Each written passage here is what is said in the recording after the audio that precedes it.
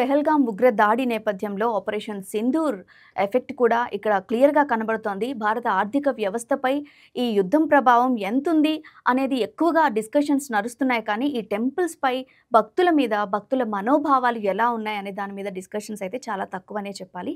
So, ఇక్కడ only తిరుమలలోనే అని కాదు. మనం షిరిడీ చూసుకున్నా కూడా ఇప్పుడు ఎగ్జామ్స్ టైమ్ అందున నిన్న సండే.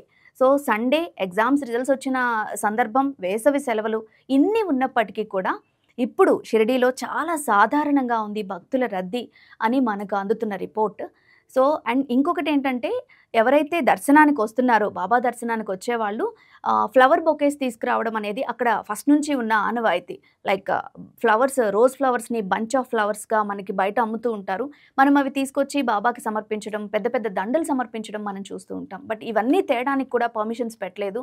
వచ్చిన కొంతమంది భక్తులైనా సరే నార్మల్‌గా వాళ్ళు వట్టి చేతులతోనే రావాలి, దర్శనం చేసుకొని వెళ్ళాలి అనే రూల్ అయితే ఇప్పుడు ప్రెజెంట్ షిరిడీలో కొనసాగుతోంది. ప్లస్ ప్రసాదాల దగ్గర కూడా కొంచెం కన్‌ఫ్యూజన్ ఉంది. ప్రసాదాల పంపకంలో కూడా చాలా తక్కువ ప్రసాదాలు ఇస్తున్నారు. తీసుకెళ్లే వాళ్ళు కూడా ఎక్కువ బ్యాగ్స్ క్యారీ చేయొద్దు అని చెప్పేసి అక్కడ షిరిడీ చుట్టుపక్కల కూడా చెప్పిన సందర్భాలన్నమాట. సో, ఈ విధంగా చూసుకుంటే మన టెంపుల్స్ మీద, ఎస్పెషల్లీ భక్తుల మనోభావాల మీద ఈ పెహల్గాం ఉగ్ర దాడి, ఆపరేషన్ సింధూర్ ఎఫెక్ట్ కూడా పడిందని చెప్పొచ్చు. ఈ నేపథ్యంలో సో, ఎవరు భక్తులు కూడా కలవరపడాల్సిన అవసరం లేదు, మన దగ్గర ఉన్న సెక్యూరిటీ సరిపోతుంది అని అప్పటికీ అధికారులు ప్రకటనలు చేస్తూనే ఉన్నారు. అయినప్పటికీ కూడా భక్తులు భయపడ్డ సందర్భం మనం చూసాం.